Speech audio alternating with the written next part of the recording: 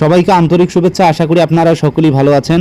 এই মুহূর্তে একটা সবথেকে গুরুত্বপূর্ণ বিষয়, এসএসসির চেয়ারম্যানের সঙ্গে দেখা করলেন অভিজিৎ গঙ্গোপাধ্যায় এবং তার সঙ্গে বেশ কিছুক্ষণ কথা হলো। কি বিষয়ে কথা হলো আপনারা ইতিমধ্যে জানেন যে 26,000 চাকুরিজীবীদের চাকরি হারিয়েছে সুপ্রিম কোর্টের সেই অর্ডারের ভিত্তিতে, আর সেই বিষয় নিয়েই কিন্তু আজকের এই বিশেষ আলোচনা হয়েছে এসএসসি চেয়ারম্যানের সঙ্গে অভিজিৎ গঙ্গোপাধ্যায়।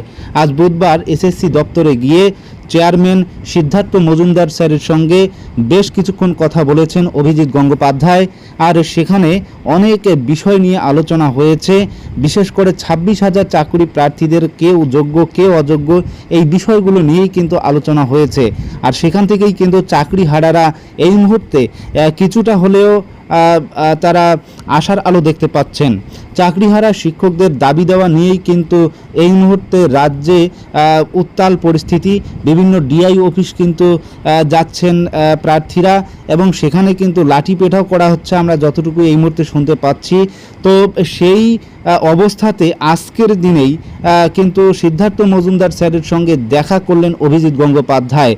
মঙ্গলবার দুপুরে সাংবাদিক বৈঠকে মুখ্যমন্ত্রী মমতা বন্দ্যোপাধ্যায়ের বিরুদ্ধে তীব্র আক্রমণ শানিয়েছিলেন অভিজিৎ গঙ্গোপাধ্যায়।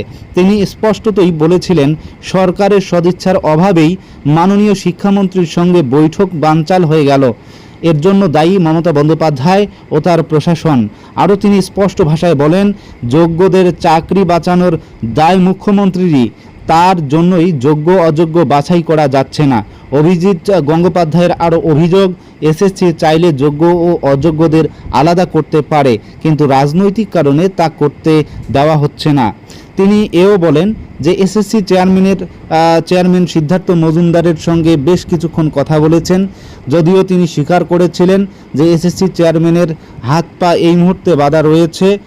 এসএসসি চেয়ারম্যান সিদ্ধার্থ মজুমদারের হাত পা বেঁধে রেখেছেন মুখ্যমন্ত্রী স্বয়ং নিজে, এমনটাই কিন্তু বলেছেন অভিজিৎ গঙ্গোপাধ্যায়। আজ বুধবার এসএসসি দপ্তরে গিয়ে চেয়ারম্যান সিদ্ধার্থ মজুমদারের সঙ্গে বেশ কিছুক্ষণ কথা বলেছিলেন অভিজিৎ গঙ্গোপাধ্যায় এবং সেখান থেকে বেরিয়ে তিনি বলেন যে আজকের কথাবার্তার মধ্য দিয়ে ধারণা হয়েছে যে এসএসসি চাইলে ওএমআরের মিরর ইমেজ থেকে যোগ্য অযোগ্যদের তালিকা প্রকাশ করতে পারে। অভিজিৎ গঙ্গোপাধ্যায়ের দাবি, এই মর্মে কথা না দিলেও কথোপকথনে এমনটাই ইঙ্গিতে দিয়েছেন এসএসসির চেয়ারম্যান সিদ্ধার্থ মজুমদার। এরপরেই মিরর ইমেজ প্রকাশ্যে আনার জন্য এসএসসিকে দুদিনের ডেডলাইনের বিষয়টা তিনি উল্লেখ করেছেন, অর্থাৎ দুদিন সময় বেঁধে দিয়েছেন। তার দাবি, শনিবারের মধ্যে যোগ্য অযোগ্যদের আলাদা করে সেই তালিকা বার করতে হবে।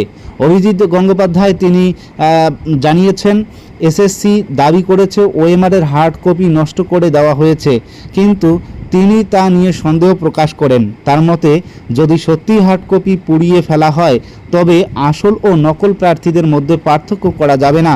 তবে তিনি আশাবাদী মিরর ইমেজ তথ্য থেকেই যোগ্য প্রার্থীদের চিহ্নিত করা সম্ভব।